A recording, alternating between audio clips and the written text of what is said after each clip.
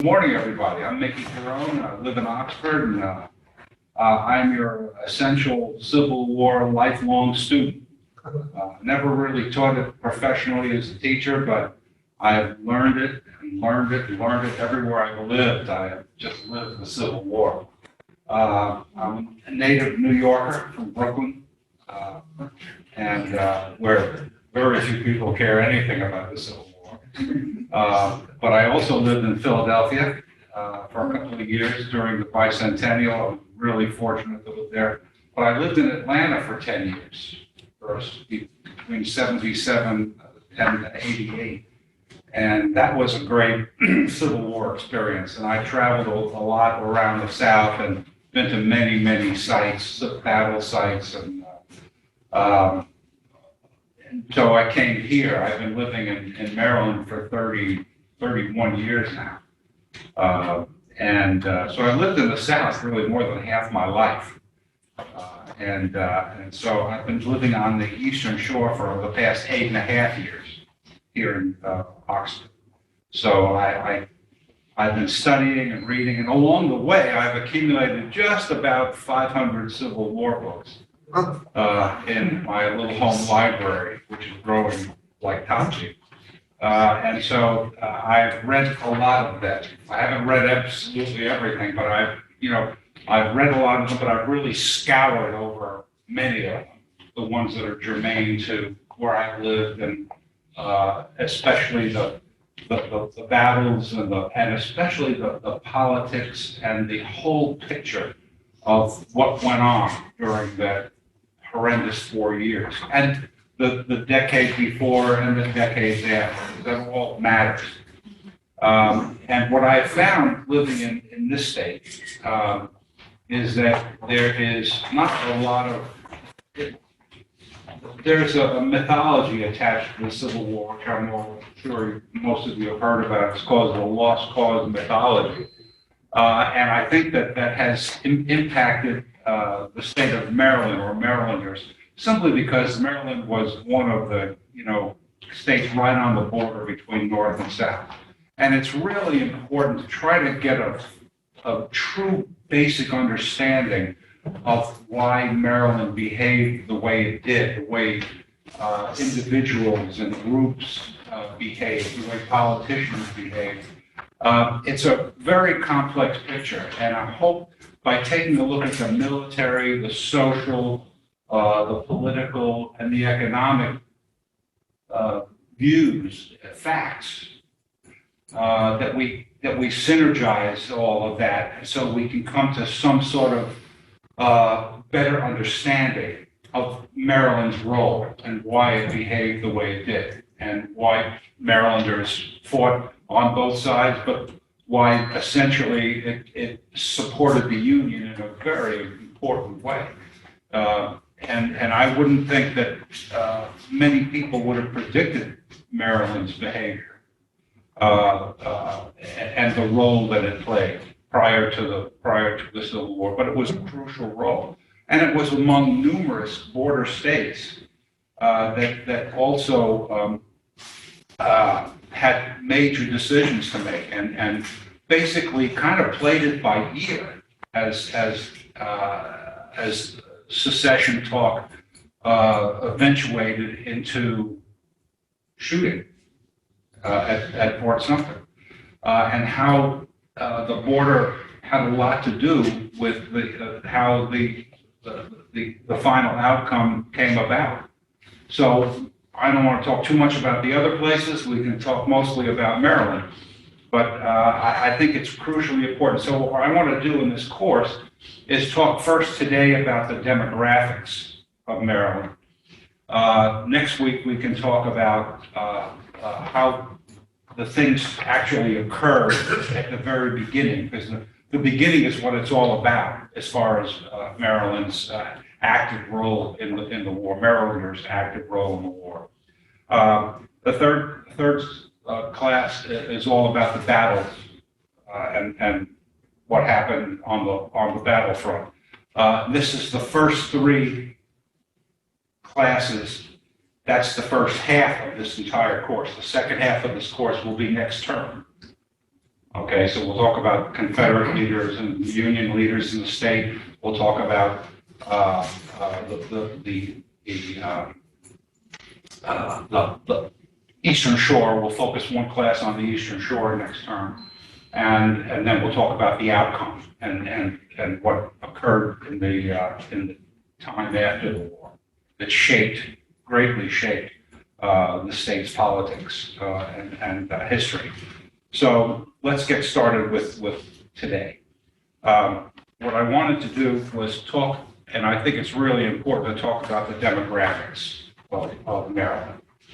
There you have in this table 3.1, it's the population increases between 1820 and 1860. America was definitely growing in this period. But as you can see, Maryland grew by about 280,000 people in the 40 years, the 4 decades prior to the beginning of the Civil War. Much of the growth, when you start looking at the county by county, is in Baltimore City and County. Baltimore City and County grew itself by about 170,000 people over that period, which far exceeds the rest of the state. Interestingly, Baltimore had become the third, tied basically with Kings County, Brooklyn, New York, as the third largest city in America, surpassing Boston and third only to New York, Manhattan, and Philadelphia, which was the second largest city. And Baltimore was the largest city south of the Mason-Dixon line. And as a matter of fact, it was virtually tied with Brooklyn, New York as the third largest city, but it was considerably larger. It was 25% larger than New Orleans, which was the second largest city south of the Mason-Dixon line. The third largest was St. Louis. And if you think about the Civil War content, you'll find that none of those 3 cities, St. Louis never got under the control of the Confederacy. Baltimore certainly never did. And by the spring of 1862, New Orleans was under the control of the Union side. So they're the 3 largest cities in the Confederacy, which were fairly well useless to the Confederacy after the spring of 1862. Incidentally, those 3 largest cities, Baltimore, New Orleans, and St. Louis, were bigger than the next 14 southern cities combined, as far as population is concerned, and certainly as far as industry is concerned. So that was a huge factor. Missouri, St. Louis, Missouri being a border state, and Louisville was a large city, and in Kentucky, that never was under the control, to speak of the Confederacy. So economically and industrially, the border played a large role in the inability of the Confederacy to make much of an inroad into the North, except of course in the state of Maryland. And we'll talk about that later on. But as you can see, all parts of this state were different. And I broke them down into four main areas. Over the 40 years prior to the beginning of the war, the 3 southern counties, Western Shore southern counties, which were Calvert, Charles, and St. Mary's, they grew by only about 5,000 people. Interestingly, I consider that part of Maryland the Old South. If you drive down there, which I have done many times, I have a daughter that's about to graduate from St. Mary's College of Maryland, you can find it. It's a fabulous place. It's a beautiful place, but you see these old farms. I had a relative who had an old horse farm down there, and it's just like the house was built in 1860 that these folks lived in. It's just like the Old South down there. And interestingly, by 1860, 1861, their economy was very much like it had been for 100 years before. They were still growing tobacco, and they weren't involved in the development of the state. What was happening and what was really driving Maryland was the quick growth of the city of Baltimore, clearly.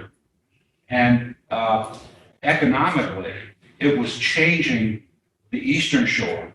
It was changing the northern tier of Maryland counties. It was somewhat changing the central area, the central area of Maryland, which is essentially Prince George's, Anne Arundel, Howard, and Montgomery, bordering Washington, D.C. Those counties were changing industrially, but it was really happening in the northern tier and the Eastern Shore.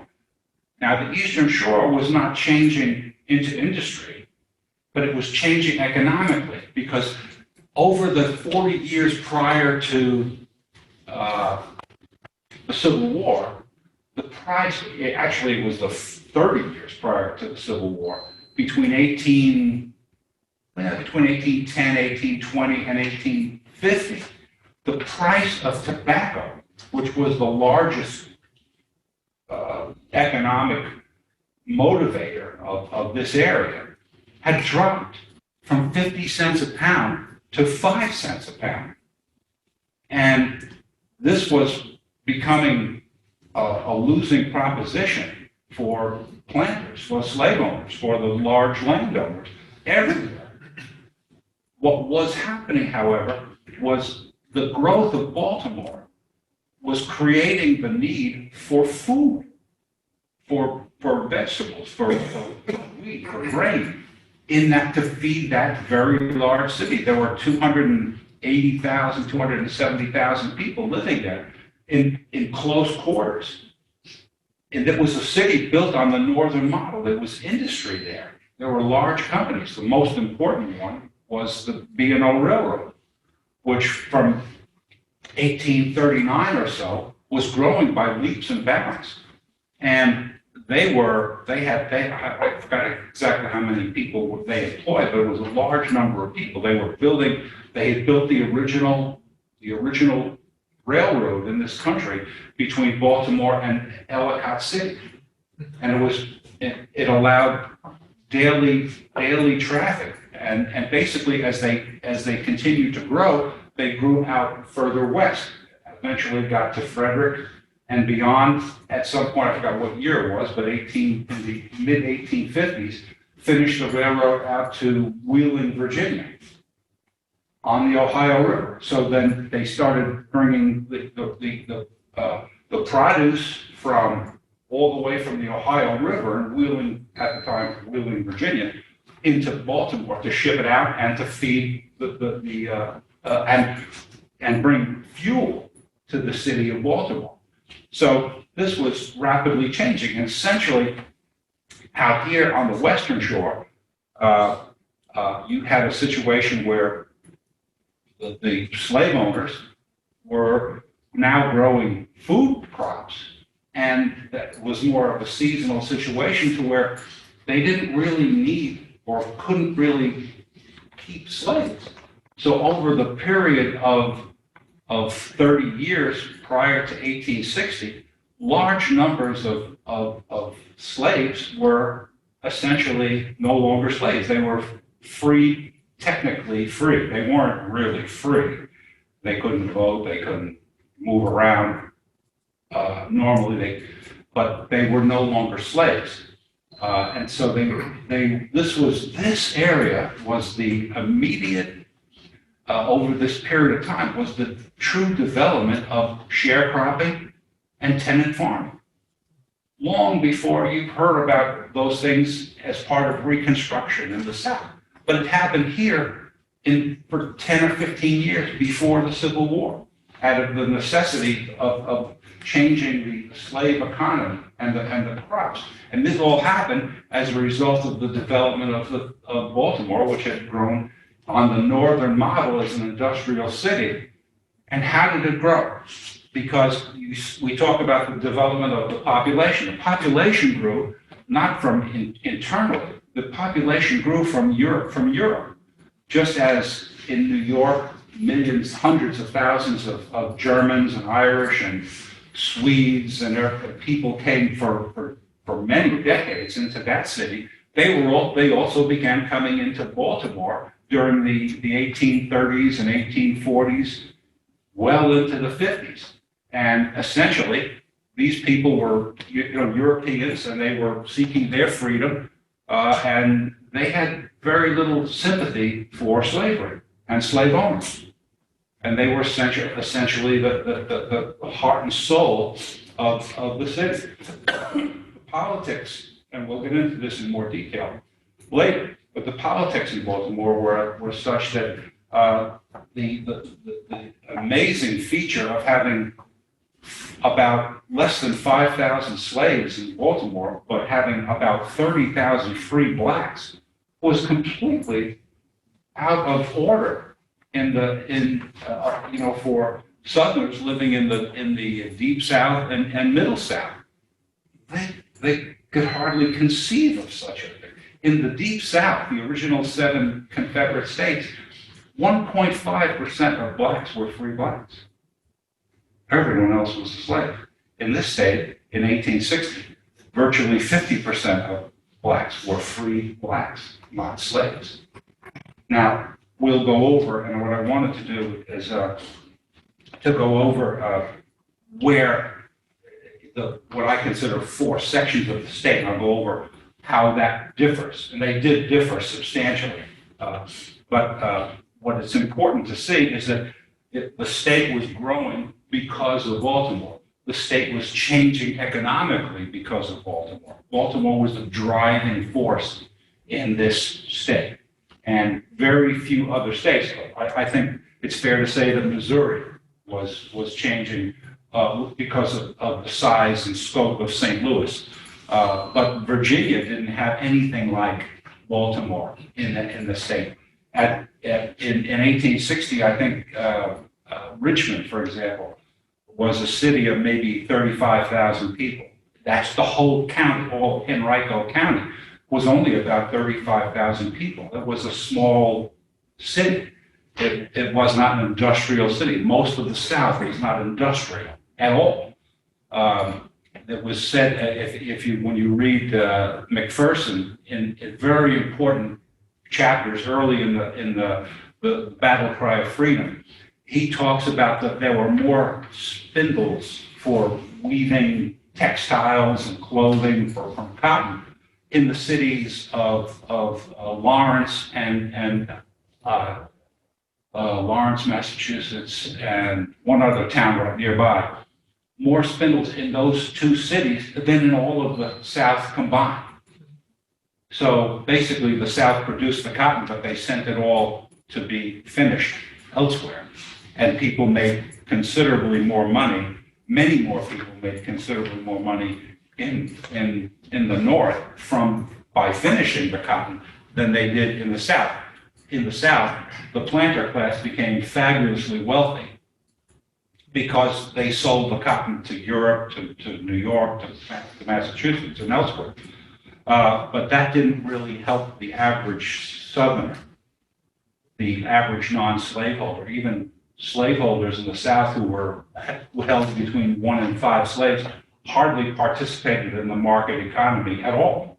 They simply made enough money to keep themselves free and independent of the planter class and of anyone else. But that's the difference. The difference is that in Maryland, they were supporting, they changed the economy, especially out here, to make more money selling food products to Baltimore. That, tells you a little bit about, you hear about how Frederick Douglass was able to just get away from here and go live in Baltimore. Well, that's why. They were probably going back and forth. He learned how to work on ships because Baltimore was a large port, and became essentially free before he even left. He wasn't under the daily control and the mortifying prospect of getting up from sunrise to sunset, working in a field, picking some crop. And so that's the difference largely between Maryland and the Deep South. In Maryland, there were very few huge plantations. It was not like cotton was grown here, where you had hundreds and hundreds of slaves on one plantation, completely isolated. And so here it was very, very different. Slavery was a different animal here in Maryland. So essentially, that has a lot to do with the background. What happened in this state? What was on the minds of these political leaders, these entrepreneurs in Baltimore, men like John Garrett, who was the head of Baltimore and Ohio Railroad, investment bankers like Johns Hopkins. They were large investors. They were invested in an industry and in the future. And they saw Baltimore on this northern model of an industrial city. So let's take a quick look now at manufacturing. This is really important. And we'll talk about the northern tier of counties. And those counties were Allegheny, Carroll, Harford, Frederick, and Cecil. They had huge amounts of manufacturing going on. Baltimore alone had 1,300 industrial establishments. 1,300 industrial businesses in 1860. As you can see, that those northern counties that's where the development was. And over the period of years, those northern counties, they grew in population considerably. The northern tier grew by about 45,000 in population over the 40 years prior to the war. But that population wasn't really growing food. They were developing industry. And even a place like Washington County had, grew by 8,000 people to 31,000. That's, in Talbot, we only had 14,000 people, mostly in farming. Out there, they had some real industry. In Washington County had 124 industrial businesses, as opposed to Talbot had 41. And they were probably fairly small. Most of these were smaller businesses. So, and compared, they had $263,000 in capital invested as opposed to 90 here in Talbot. So the point is that the northern tier industrially was growing very fast. Here's the other social side of that. Let me jump to this. As you can see, there was the entire population of the northern tier of counties was 174,000 by the census. I rounded these numbers off so they know that you're a mathematician. They're not going to perfectly add up. I apologize. But the point is that there were approximately 174,000 people living in those 6 counties in 1860. Of that population, 6,000 were slaves, but 15,000 were free blacks. So there were at least 2 free blacks in those counties for every slave. And thus it was clearly the growth was coming not in raising the old traditional tobacco and standard things that drove the slave economy through the early 1800s. Things were changing. What was happening was that the railroad was coming up there and allowing mining, allowing industry, and moving those products into the port of Baltimore, where they could be shipped around the world. So it was already the beginnings of a global economy in the northern tier of that state. And slavery was a non-starter anymore. I'm sure there were traditionalists. But the point is, I would say this. The Civil War ended slavery. It didn't end white supremacy or racism. even most of the people who in the state and throughout the South who were considered unionists felt that the white race was superior to African American, to the black race. They felt that. Lincoln felt that way, probably, clearly. But he just felt that, blacks should not be slaves. The cruelty of slavery was a horrendous thing. That probably was the attitude of many Marylanders at the time that the Civil War began. And essentially, what you saw was that some Marylanders depended more on slavery for their economic livelihoods than others, and so they were more supportive of the idea of secession and the protection of slavery. Others, unionists, felt like slavery would probably be better protected under the U.S. Constitution, whereas people who were secessionists felt like the best way to protect slavery would be to secede and create a confederacy where one of the only few changes to the U.S. Constitution was the guarantee forever of slavery. If you want to think that the changing the 1 year term for a presidency to 1 year limit and 1 6-year term was the reason for the Civil War. It wasn't, and the fact that the issue of the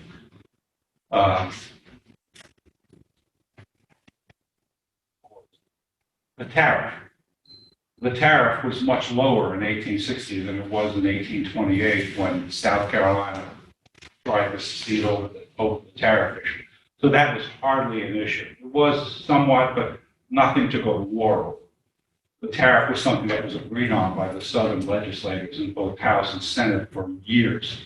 So the point is that slavery had an awful lot to do with the war. And the fact is that parts of Maryland had very little, I can't say little or no interest in slavery, but a declining interest in slavery and a low interest in slavery. They could make money other ways, raising different kinds of crops, developing Baltimore, developing industry, especially in Baltimore itself and the northern tier of counties.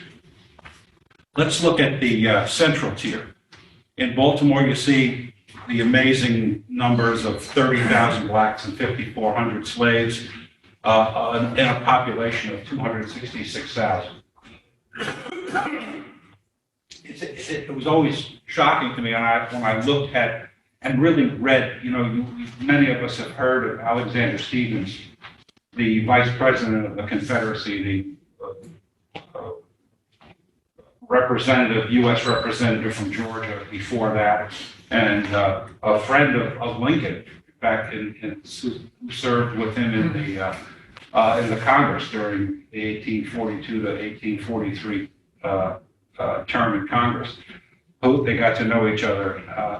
But the point is that he made that famous cornerstone speech that many of you are aware of, where at the beginning of the Civil War, he indicated in his famous speech that the U.S. Constitution was wrong, that the founding fathers of the United States were wrong, and that slavery was something that absolutely, was an integral part of the beginning of this country and should always be part of this country, because the black man wasn't equal to the white man.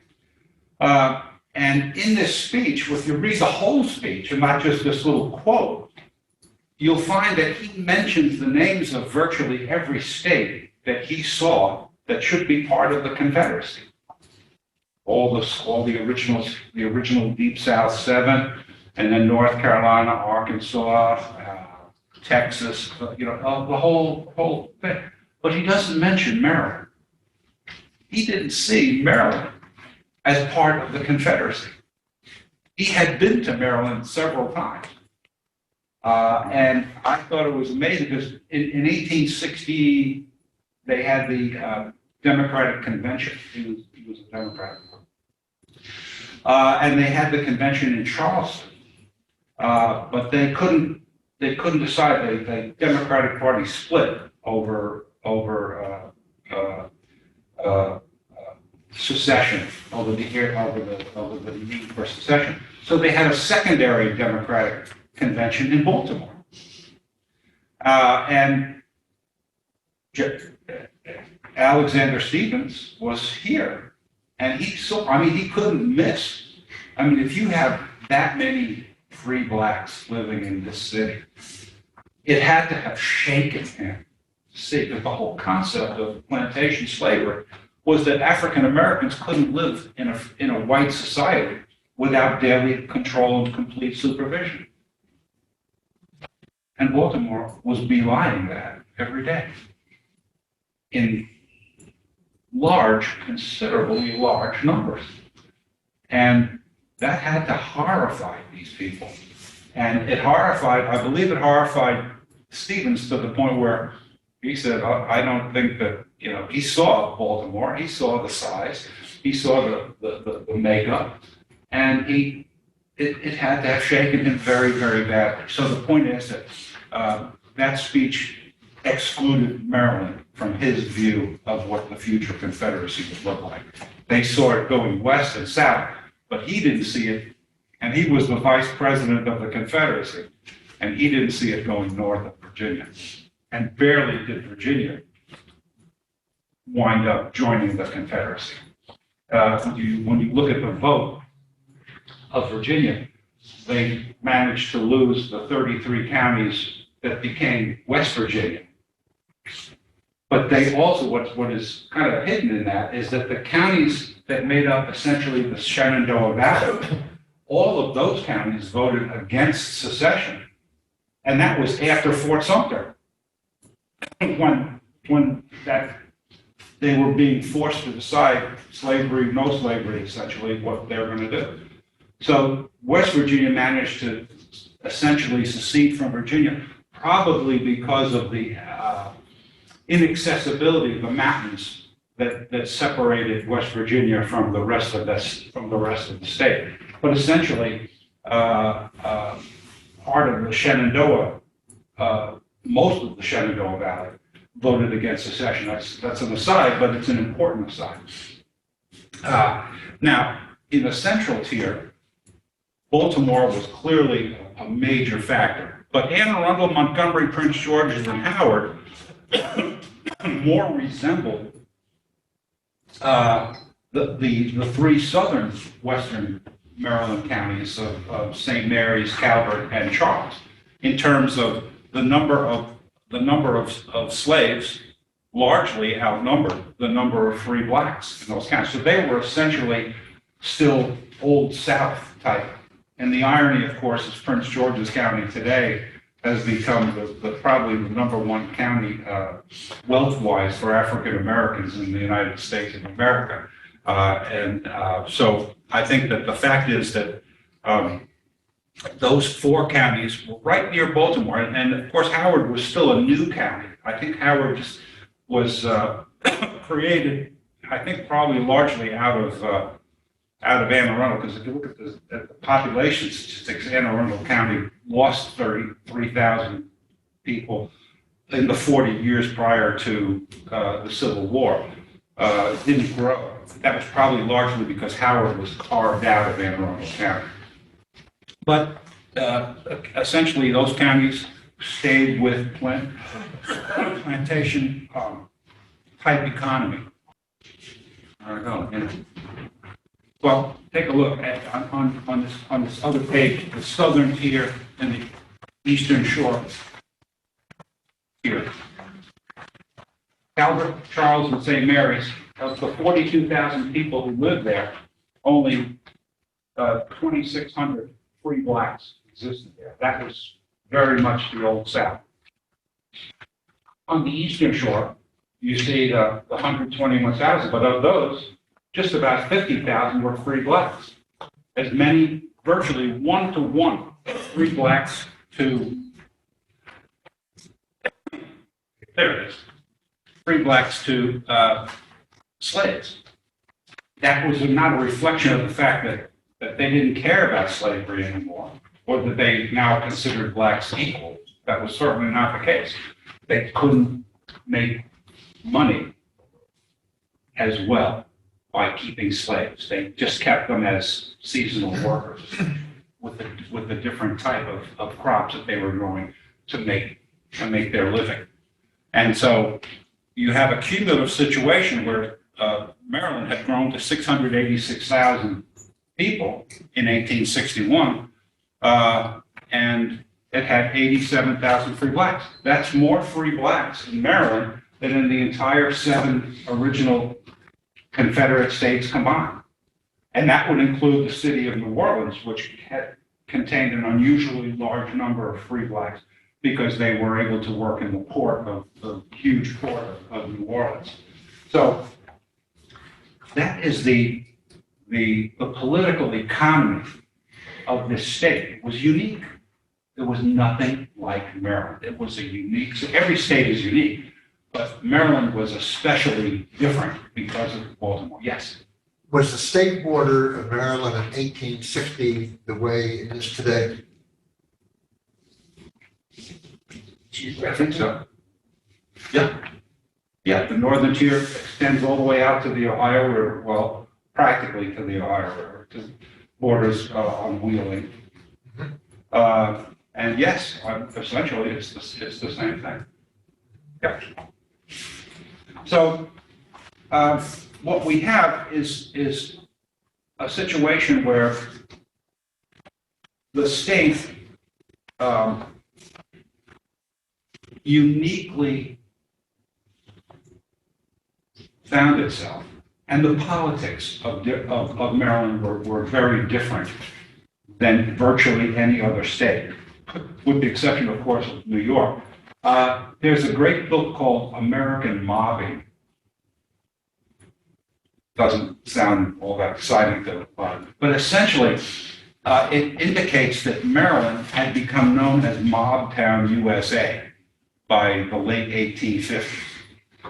And what was really going on was that the politics of Maryland was violent.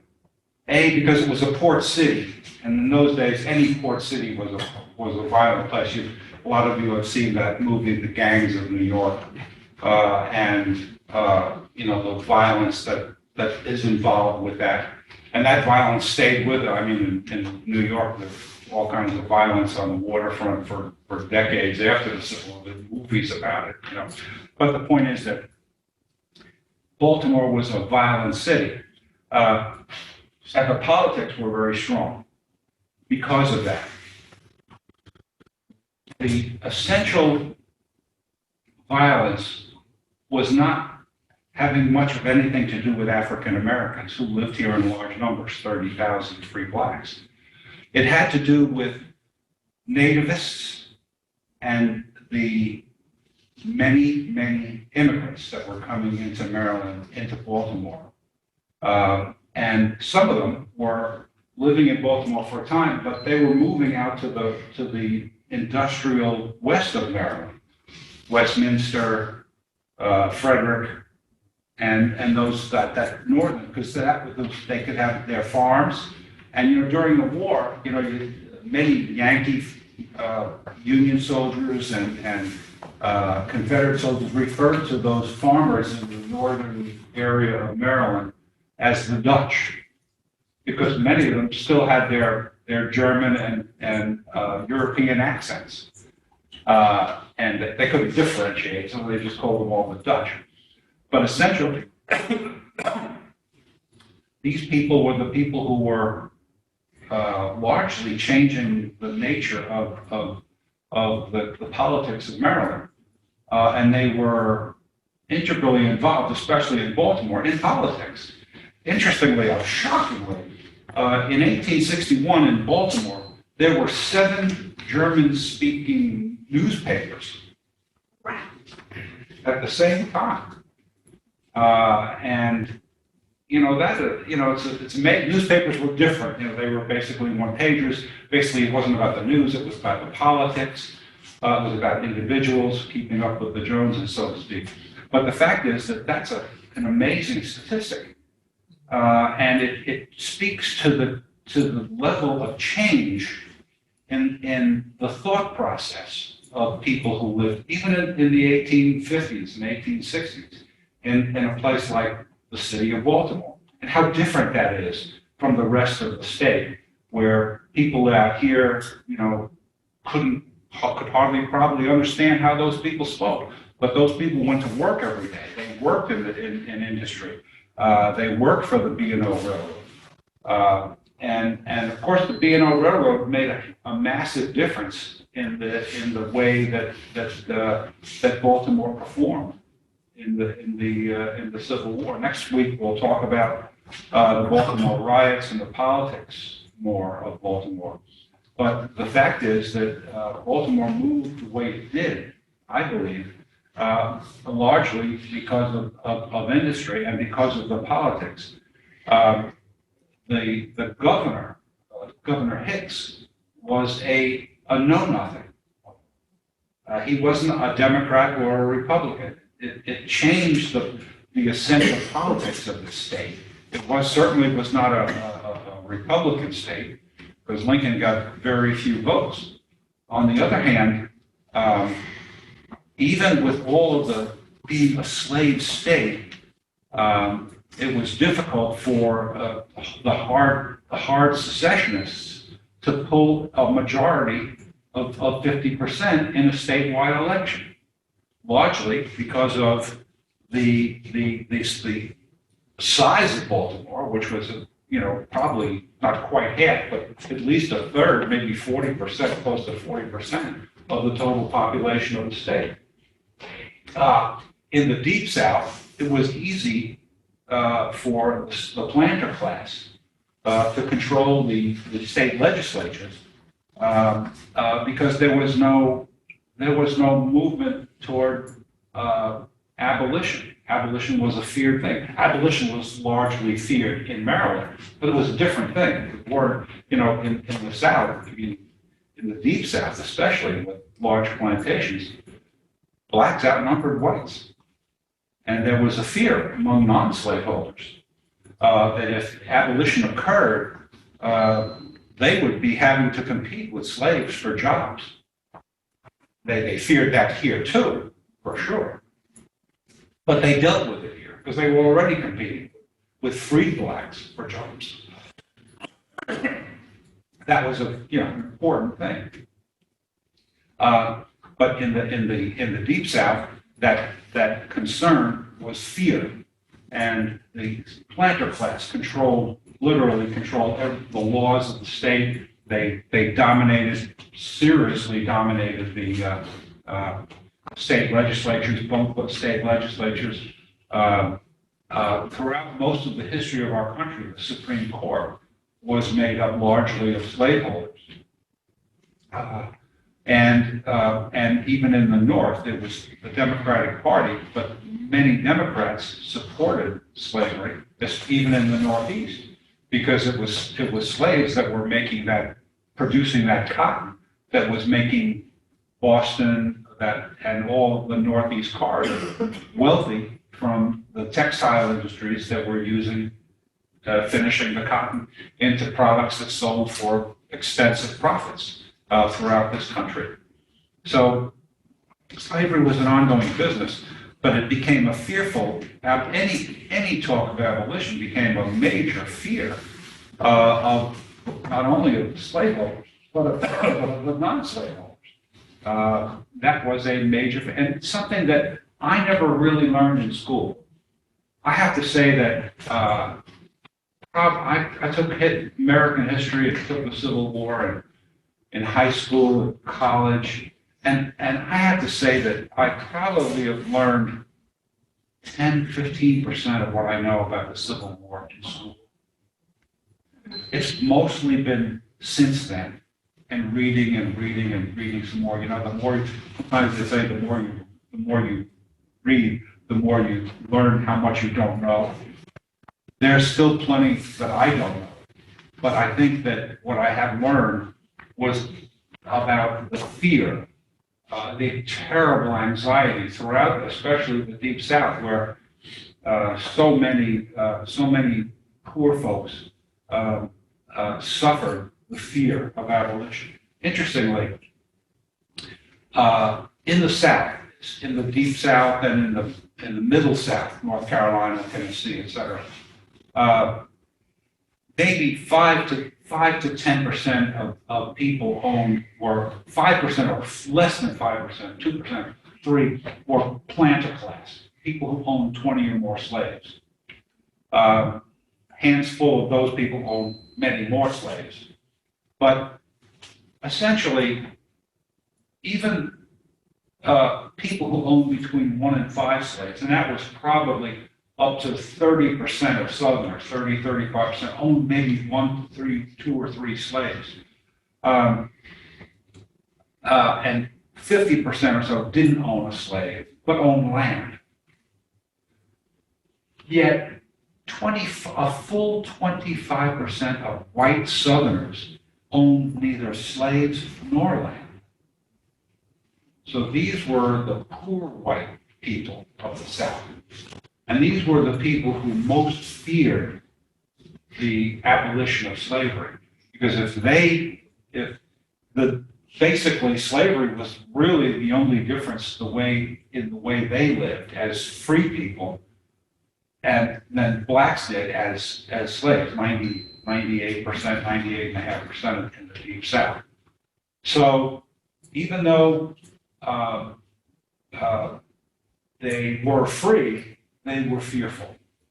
And that had a lot to do with the mentality and why the Deep South especially could, by having the planter class create this crisis of fear with the election of Abraham Lincoln, fear adequate to get people to arms, to leave their homes and families and fight. And even though the Lincoln administration had no arms. I think one of the things that I believe I've learned and I've understood was that the reason why the largest reason, there are probably numerous reasons, but a major role factor in the South's decision to secede and start the war was the fact that after several months, as you know, South Carolina seceded in December of 1860. They were the first, quickly followed by Texas and Mississippi and Georgia and the other total of 7 states. But it was March 4th, where Abraham Lincoln was inaugurated as president. There were still only 7 states that had seceded. And Lincoln made the point in his inaugural speech that he had no plan to invade the South or to force the abolition of slavery. He made that pretty clear in his speech. And with all of the negotiation that Marylanders were largely involved in, at no point was there much progress on abolition, but at no point did Lincoln make any hard and fast moves toward threatening the South or calling forth an army. In 1859, 1860, the U.S. Army was composed of about 20,000 troops, mostly out in Texas and guarding forts out in the western area and against Native Americans. But most of those men were Southerners. There were, of the 20,000 or so, most of the officers were Southerners. And many of the actual men, the troops were Southerners. Probably only about 8,000 or 9,000 were from northern states. So there was no real army, and Lincoln had made no effort to build up the army, the U.S. Army. There were state militias in every state, and some were more active than others. But what was happening was that Lincoln was understood that time was on his side. If he just kept a non-threatening attitude toward the seceded states, he was actually working to keep the Middle South, North Carolina, Arkansas, Tennessee, and then the border states in the Union. He was talking his Secretary of State, Seward, were talking regularly with Southerners and Southern statesmen about staying in the Union, about finding avenues to remain peaceful and to resolve the issue and to get the seceded states back. Although the seceded states said that they weren't coming back. And so as time went on, here it was March, Lincoln was making no move. I think that Jefferson Davis and Alexander Stephens and the leading secessionists who were participating, who had moved the original Confederate capital from Montgomery, Alabama to Richmond, were really frustrated because they could see that if Lincoln hadn't moved, if Lincoln was not going to move militarily, that time was on Lincoln's side because he, the Middle South and Border South insisted essentially on some aggressive move by the Lincoln administration to find a way to secede. That wasn't happening. The reason why it wasn't going to happen and why I believe it wasn't going to happen is there were very few Northerners who would have agreed to invade the South militarily in 1860 or 1861 because they hadn't been aggressive. They just seceded.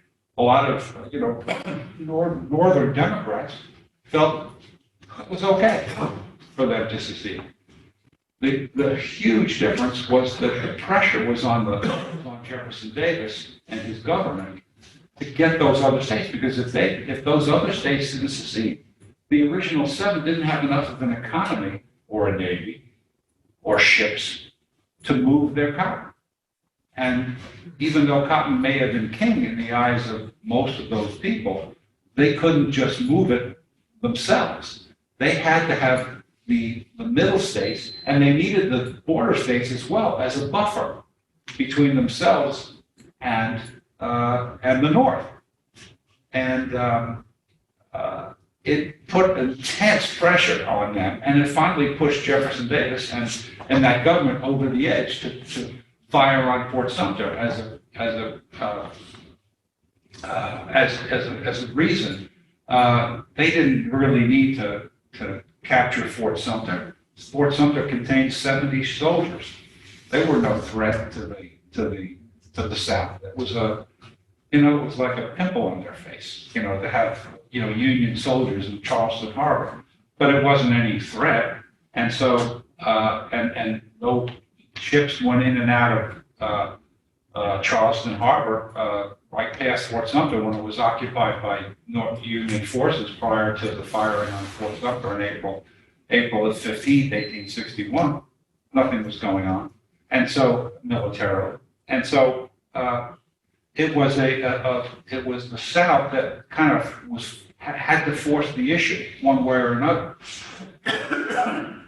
and essentially it did. And when they fired on Fort Sumter, whereas Lincoln probably couldn't get 1,000 men to cross the street, much less invade the South, it changed everything.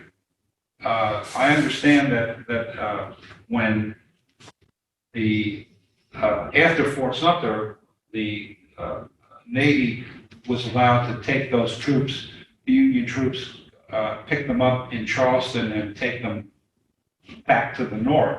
They did that with Major Anderson and the U.S. flag, and they brought them all the way to New York, and they dropped them off in New York, and New Yorkers had a rally a few days whenever they landed, like 3 days after Fort Sumter, and 100,000 people showed up in Union Square in New York City and were ready to go to war. And that changed the entire, whereas Lincoln wouldn't have, had no basis of anything of any political power to call, for a large army to invade the South or to protect Washington. Now, all of a sudden, in one swoop, he had his pretext. And essentially, it also, that pretext, his response asking for 75,000 volunteers, is what moved many of the Middle South states, North Carolina, Tennessee, Arkansas, and others, to finally pull secession. And even though it was Virginia, which was the largest population, Virginia had a population of 1.5 million in 1861. It was very, still one of the most populous states. Huge, it was huge. Of course, it included West Virginia, those 33 counties. It gave them, still a very hard time. Virginia managed to secede, but they lost 33 counties in the process. And essentially, there was still resistance among Unionists in that state. So that is essentially, in a nutshell, in my view, why and how things eventuated to go from secessionist talk to secession to threats to fire to gun to war. Firing on the flag in those days was a huge issue, and it was for Marylanders as well. I think that probably changed the politics within this state to some degree. As we know, Lincoln had very few votes. You can count them on your fingers and toes, probably, for the state of Maryland. But on the other hand, Breckinridge, who was the secession leader, the Democratic leader, he did not get more than 50%. He got maybe 40 to 48% of the total votes in the 1860 election. It was the constitutional Unionists who got numerous votes.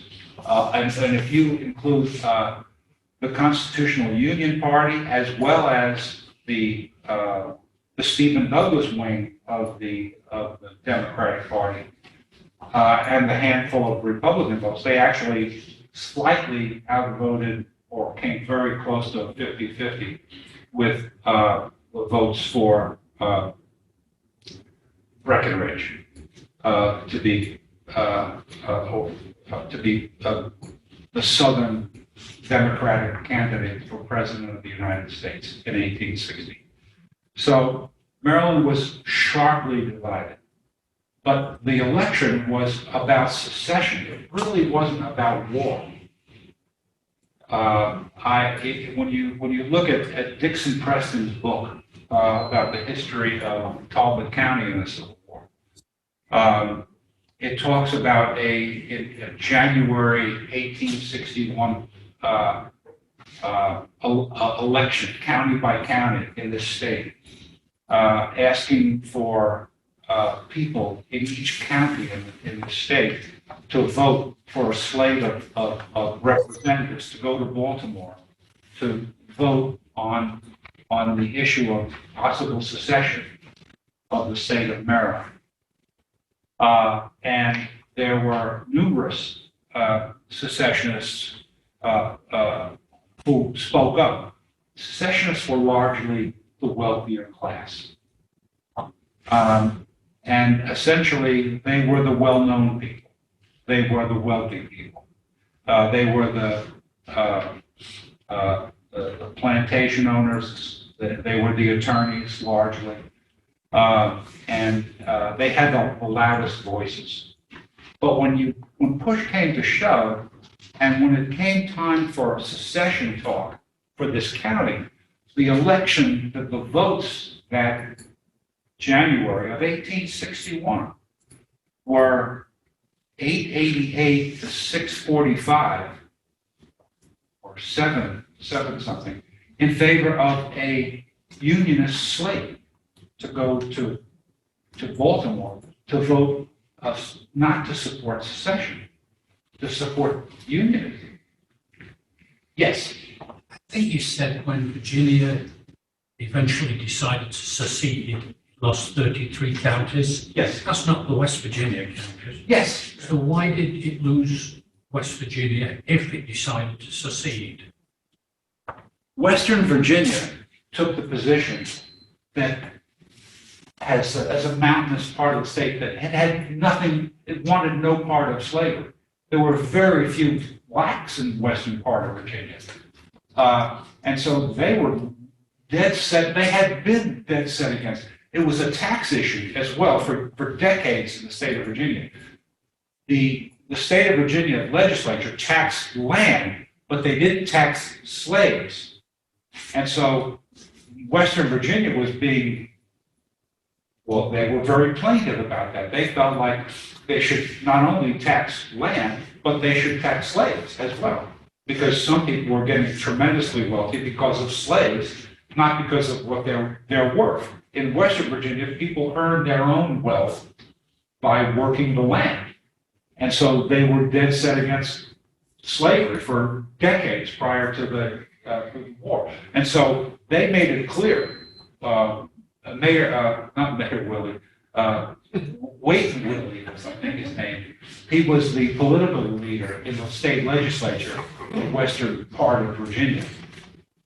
And he made it clear, he started a campaign that if Virginia seceded, the western counties would not secede with Virginia. They would leave the state of Virginia.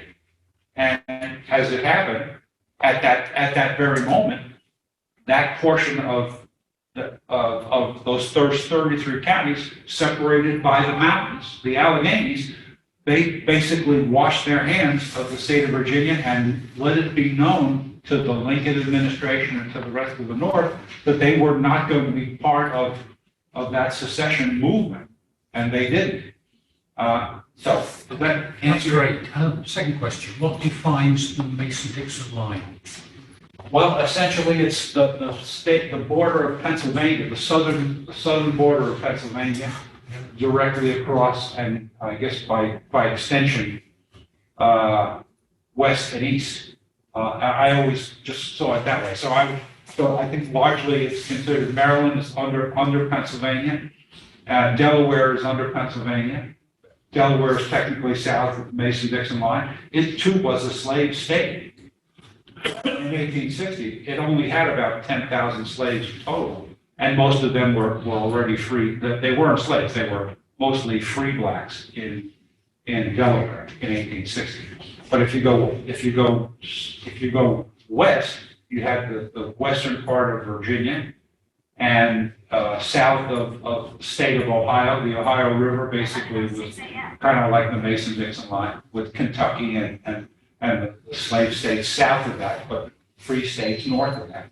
That's essentially the line. Okay, so even though Baltimore was south of the line, Baltimore was the south. Maryland was a slave state. Okay? It didn't act like a slave state because slavery was definitely on the way out. Interestingly, even in the state of Virginia, for 20 years prior to the Civil War, the main source of income from slavery, from slaves in the state of Virginia, was the sale of those slaves. Sale. There were many fewer slaves in Virginia in 1860 than there were in 1840. The slavery was changing in Virginia, well, not as fast, and certainly there was no one place. There were free blacks. Maryland had the most free blacks. I think Virginia had the second most number of free blacks of any state in 1860. It was, Maryland has 88,000 free blacks. Virginia had probably 60 or so thousand free blacks. I'll make sure I have that number for you next week. But the point is that they were spread out all over the state. Maryland is a tiny state compared to the size of Virginia, especially back then. So those slaves, even though there were many free blacks who were not slaves, they had been manumitted for whatever reason and not sold. Many more were sold, I suppose, than were manumitted. but the fact is that they were spread out, and there was no congregation of free blacks in Maryland. The only place might have been Norfolk, where there was the large shipyard in the state of Virginia. But that's conjecture on my part. But that's a huge demographic statistic that even Virginia had a lot of reticence about seceding. A, because they were one of the great original colonies where Washington and Jefferson had come from.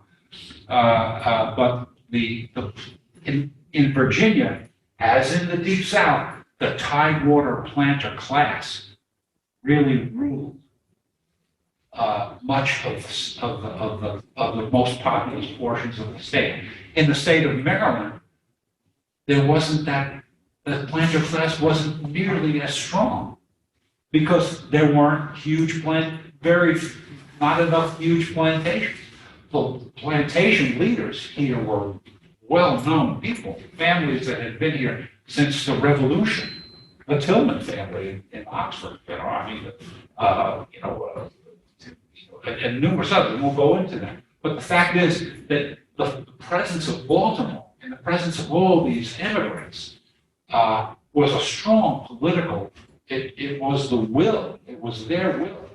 And even though the riot of April 19th, 1861 took place, and it marred Baltimore's reputation within the Union, soon thereafter, what happened was the unionism, the natural unionism of the state of Maryland and of the city of Baltimore especially, with all of those immigrants, started to come about, and people went back to work. Interestingly, when they burned the bridges north of Baltimore across the rivers, no, they didn't go to the Susquehanna. They just burned the bridges at the Patuxent bridges. The price of food all of a sudden shot up because those railroads brought food from the north, from Pennsylvania and crops, and the price of food shot up, and there was like a panic in Baltimore. Even so, they did keep the Union troops, from using the trains to come through Baltimore. But what happened was they found themselves without food, and prices of food were shooting up. So they quickly rebuilt those bridges so that they, not necessarily because they wanted Union troops to be able to come through, but because they needed to be able to supply the population with its substance, with its food. And so that was part of the conundrum of the presence of Baltimore. It was the prime factor, I believe, in the tenuous decision of the political leaders, many of whom were staunch secessionists. The loudest, most articulate voices were probably secessionists, and they had their say. But when push actually came to shove, and it was time for secession to actually occur, they had to move away from secession. We'll get into that next week. But the point is that it was the presence, I believe, of Baltimore and the people and the industry that caused this state not to secede. As we know, the legislature met in Frederick at the last minute, right after a few days after Fort Sumter, after they had learned that Virginia had seceded, and they decided that after all was said and done, that the legislature did not have the power or authority to secede, to move the state of Maryland out of the Union via secession. That's what they decided. They decided that maybe a plebiscite at some point in the future, but they decided that they didn't have that power. What I feel is that certainly a lot of secessionists did feel that they had the power to do that. But what they also realized was that they were right on the border with the North. And within 4 days, remember, Fort Sumter was April 15th, 1861. 4 days later, two regiments of Massachusetts troops were already coming through Baltimore, and one regiment of New York troops was already coming through Baltimore 4 days after Fort Sumter. April 19th was the firing, was the Baltimore riot. How did those states, those men, there were several thousands of men, they left their homes, they got their armaments from their armories and their militia, and they were already in Baltimore on their trying to get to Washington, because Lincoln was there completely vulnerable to any sort of incursion by secessionist troops. You know, the point is that if they had a couple of secessionist militias, Bradley Johnson, and he was one of the most famous, became one of the most famous Confederate cavalrymen and leaders, generals of the war, and several others came to Baltimore from Frederick to participate, to defend Baltimore from any further incursions by Union troops. What they could have done was gotten on the train at Baltimore and gone down, and within a couple of days, they could have easily captured Lincoln, taken him across the Potomac River. He had no armed troops. The first troops that came down was the 7th New York, but they didn't have arms. That's why they were allowed through Baltimore. We'll get into that in more detail next week. But the fact is that that's essentially what they could have done. That's how vulnerable Lincoln was. And so my point would be that very little action would have happened. There wasn't any kind of special motivation for Northerners to defend Washington or invade anybody in the South without the firing on the flag at Fort Sumter. That changed everything. And it did it so fast that events actually overtook the state of Maryland and the city of Baltimore before they could actually make their desires come to fruition. In all this time, there was talk about finding compromises. Senator Crittenden from Kentucky was leading delegations. The governor of Maryland was sending as many people to participate in these compromise negotiations in Washington. One fell apart, one after the other. But there was all this negotiation going on, but that was before the firing on Fort Sumter. And nobody had to choose between secession and Union at the point of a gun before Fort Sumter.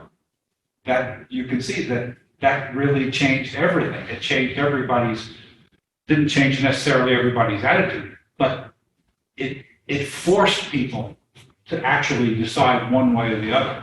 And I believe that what happened, even to some of the secessionists in the state of Maryland, that they understood that they were so close, and the building of their edifice of Baltimore would have largely been destroyed.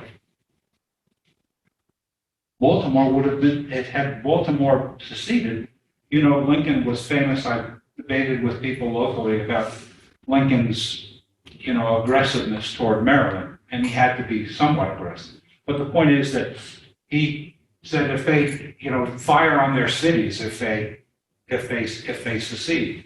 Well, if they had seceded, there would have been a mess in the city of Baltimore. And the people of Baltimore were not willing, I think, to see their city destroyed simply to secede on behalf of slavery which they didn't really have any interest in anyway, because most of them were largely past the city of Baltimore anyway, was largely kept. They didn't have slavery much in Baltimore except for, the homes of the wealthy upper class. And so the motivation to secede and participate in and risk everything that they had built was largely gone. Yes. Can you explain a little more about the Baltimore riots? Who were they? I'll get into that. That'll be the detail, among the important things of detail. But interestingly, and I mentioned Mobtown, USA. In 1854, 1856, and 1858, there were elections, state elections, city elections in Baltimore. That's when the mobbery really was taking place. In those elections, there was more mobbing than even the Baltimore riots. In 1858, in the city election, between the know nothing nativists and the immigrants, they were the ones who were fighting each other for control of the city. And they were the ones who riot. There were probably like 40 or 50 people killed in the riots in 1858 or 1856. One of those, they had riots in all of them, but one of them was even bigger than the Baltimore riot with the 8th Massachusetts. And so the point is that it was probably one of the easiest things to do in Baltimore is to get a mob together. But there were political mobs, all the time. It was a mob town. And so the Baltimore riot, in my view, was essentially another mob scene in Baltimore. And it was different, I'm sure, because it had Union troops coming through town. And it was inspired by secessionist leaders. Including, I think it's fair to say, the chief of police, Marshal King, whose son became a Confederate officer. And the fact is that a lot of the leadership, I think the governor, the mayor, probably feared the secessionists, and they feared the mobs, and so they had to go along with some of the leading secession, because they were many of the leading politicians were the wealthier secessionists who had townhomes in Baltimore, all right near, where the Washington Monument is, that whole area where the Maryland Historical Society is today. That was the revered area of Baltimore. They had some other very, important, areas of where the wealthiest folks lived. But those became the areas where secessionists basically ruled, and they had tremendous influence. But when it came to deciding to push Maryland over the edge to secede, at that moment, they backed off. And they decided they said that they didn't have the power to secede. They didn't have the authority to move Maryland out of the into secession. Although, some of them never gave up. And even though Maryland decided not to secede in April, it was late April, April 27th, 28th is when they were meeting in Frederick. Many of the secessionists remained active. Many secessionists left quickly and crossed the Potomac and moved south and joined different Confederate Army units. People like Franklin Buchanan,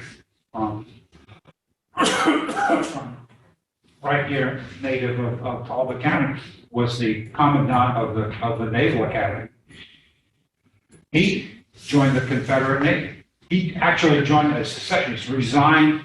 This is interesting. He resigned as the commandant, superintendent of the academy, and quit. But then he realized when Maryland failed to secede, he wrote back to the Secretary of the Navy, he'd like to get back. And he said, thank you, no. You can stay with the, but the point is that was an example of the strange position that this state was thrust into. The state never was truly adamantly unionist, but it never could push itself into secessionism. And probably that was a good idea because it would have made Maryland the key battleground. And interestingly, the governor, who was a slave-owning Dorchester County native,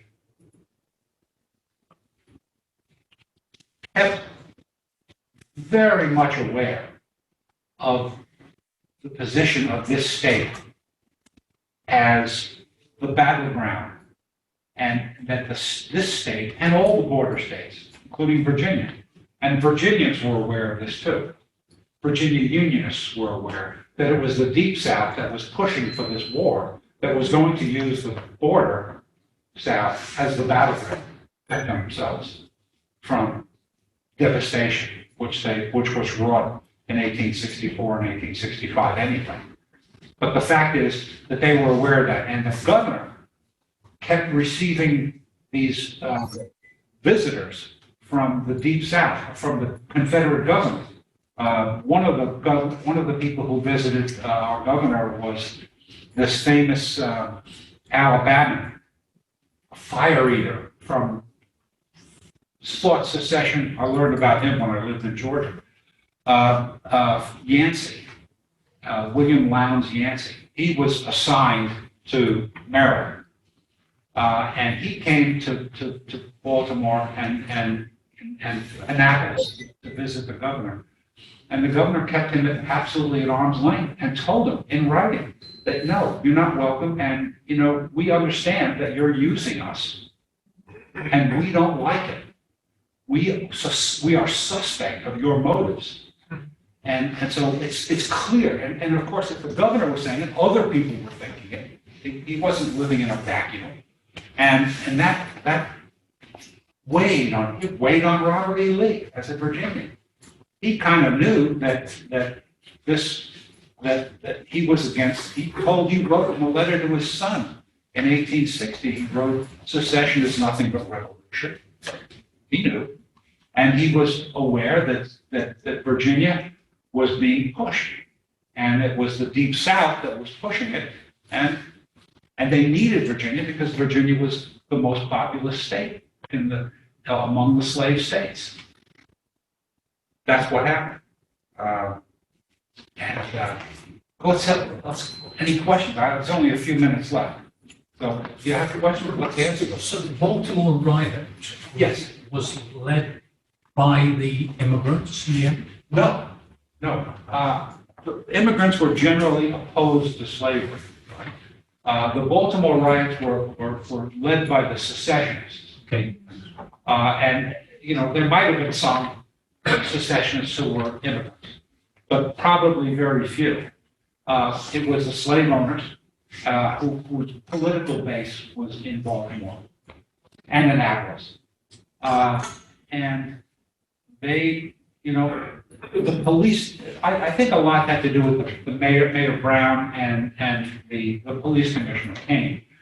I think that, and the militia leaders, there was a secessionist militia organization in Baltimore. It was probably the biggest in the state. Interestingly, for the Eastern Shore, the leader of the Eastern Shore counties militia was General Tillman of Oxford. And he was probably among the leading secessionists on the Eastern Shore. Plus, he was in charge of the state militia.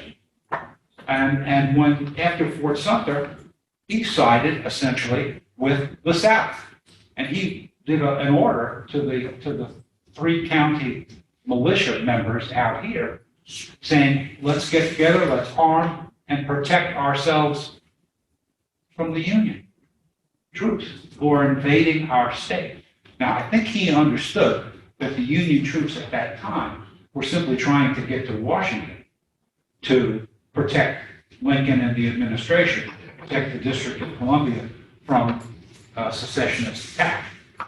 But he took it as a pretext, I think, to make it appear that the Union was invading Maryland to take over our homes and everything. Eventually, they did, occupy Maryland.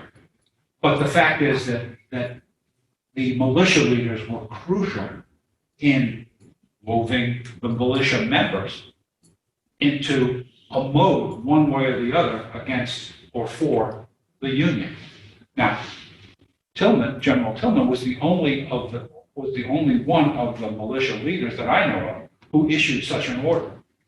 Now, I certainly believe that whoever the militia leader was in Baltimore was a secessionist man who organized, but didn't necessarily organize the militia per se, just organized the mob in conjunction with Marshal Kane, the police chief of Baltimore.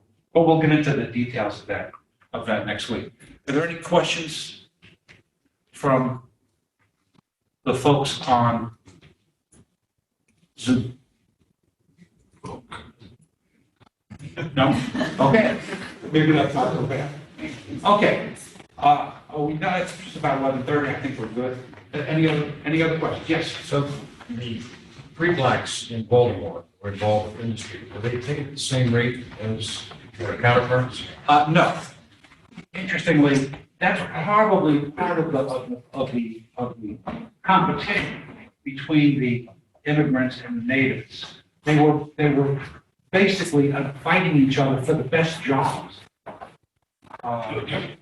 Blacks had very few of their own businesses. They would take whatever jobs were available just so they could have a job and be free and live somewhat independently. But the big fight was among the nativists who felt like they were born and their generations had lived here, and these new people were coming in taking jobs. And so they were fighting for the best jobs available. And they would support the politicians who would help them, as opposed, and that was the unionist party, as opposed to the Democrats who were well established, but they became the know-nothings. See, it was a unique situation. The know-nothings were a party that grew up around the old Whig Party that had died off in the 1830s and 1840s. And so the know-nothings were sort of a modernization of the old Whig Party, which was Henry Clay's party, which was the modern, which was the less than aggressive Southern group.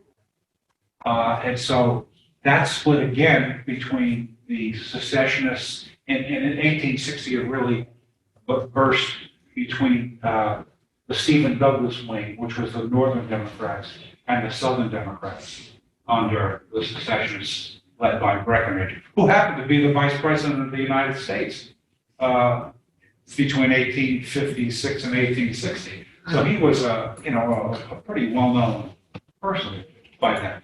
But essentially, it was the big fight was for jobs in Baltimore and for getting company influence with the businesses, starting your own businesses, getting licenses for business, and growing. It was all part of, and this went on in big northern cities. It didn't go on in the South because slave labor was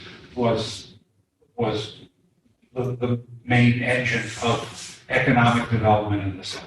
It was no longer that in Baltimore, and it was no longer necessary to keep slaves, even to support Baltimore agriculturally for much of the rest of the state. And that's the uniqueness of Maryland.